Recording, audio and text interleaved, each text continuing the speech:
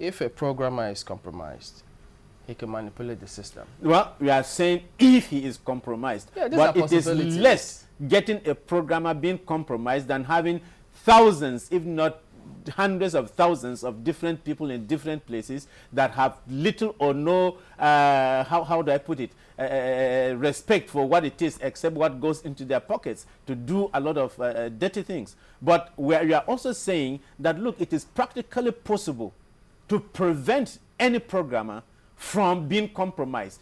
Then what I'm saying is that, look, the computer jet age is such that anything can happen, practically, possibly happened, and you can make it. It is already done somewhere. You probably may not need a programmer in any polling unit. Yeah, well, anyway, I think, sorry, Mark, because Jerry, who is also a programmer, he actually brought in that angle because, you know, these are people who handle these things. And he's saying that, well, if any one of them is compromised, definitely will be in for a bigger trouble. I'm agreeing with you. You don't totally, have to be at the polling booth. I agree with you, but I agree with you. But we're saying that, look, if something has been, it's just like, how do I put it? Something that is already done nationally, and there are checks and balances, and they have put in all the required checks and balances to prevent anybody from manipulating it.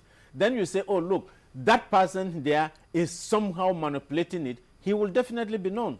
It will definitely be known that somebody has done it. You know, as a political scientist, what's your take on staggered elections? Because we felt as a people, since INEC has always complained about inadequate staff, inadequate hands, the staggered elections has been able to give us or show us the way elections should go. But for Professor Jega, he said, well, it's not the norm internationally, so he's looking for ways to stop these staggered elections in Nigeria. Staggered elections have too many problems, and I think I agree with Professor Jega that one single election is better for us than having staggered elections. Staggered elections provide rooms for so many malpractices, so many dirty things done by politicians. Do you get it? It is, in the first place, the cost is enormous to us. Enormous. That single election, what you will do, will remove so much cost implication in this. And look, what is it? You are there, even to us as a nation, you spend 4 weeks in one way or the other being prevented from doing so many things. You go and stand there and all whatnot. It doesn't add any value to it. And you can actually stand and do 10 different votings at the same time if it is properly planned. What is it? You just have the ballot boxes, and when you go, you thumbprint in the different areas that are being done, they will design it. So Professor Jega is absolutely right to say that, look, one single election is better for us. It will reduce the manipulations of politicians. It will reduce the cost of elections. It will reduce the burden on the electorates, and it will be more credible, as far as I'm concerned, than staggered elections. But staggered elections were introduced for a purpose, and it's like it was seemed that somehow, you know, we're already beginning to forget the advantages that staggered elections might have. What are those advantages that outweigh the advantages of a single election? We saw it with security, didn't we? What is this? What is it? I mean, we all saw how when you concentrate in a particular state, you saw the amount of personnel they deployed and how they say we have more than enough security. Really? Absolutely. They don't use 1/4 or 1/10 of the of the Army, the Navy, the Air Force. What do they do? Do we need all those? Exactly, we need them. Army, Navy, if we are having one single election in the first, war, you know. It is not a war, but we have the Army.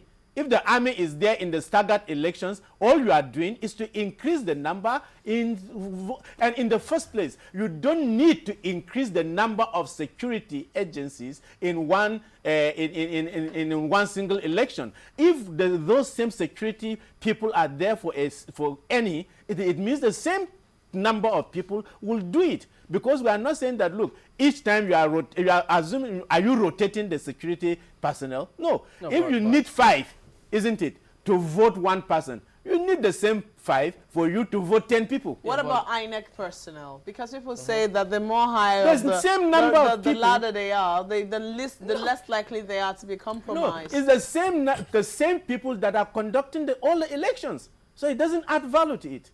The same number of people at all the elections, you will discover that is what it is. So you reduce the cost, you reduce the way politicians, oh, I lost in this place, let me do this and that and manipulate the system and do all sort of things to gain advantage in the next one. And that is why you saw that, look, during the presidential in some states, they voted for CPC. When it came to governorship, they all went PDP.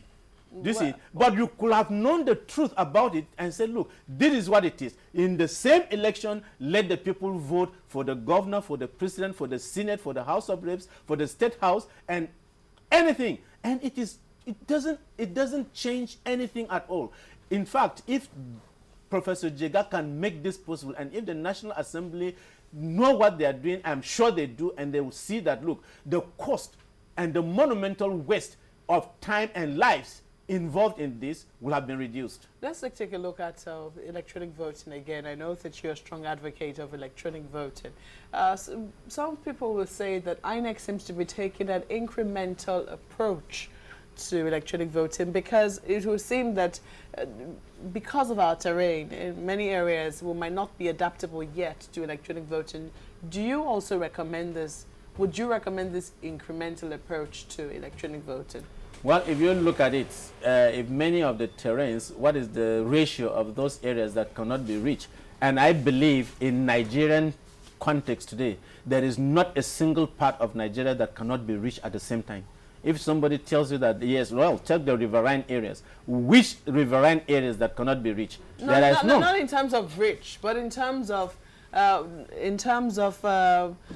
maybe electricity. There are certain things that definitely go with electronic voting. We saw that during the voters registration, where, you know, some laptops or some computers were too hot, the batteries were not working properly, or they had to go and change them after traveling for miles I am sure, to get to their destination. I'm sure INEC will take all these things into consideration, and I believe sincerely that doing so. INEC has been working. Let's be honest. Let's be fair to Professor Jega and his team. They have been working, and there has been a significant improvement in each election that they have taken.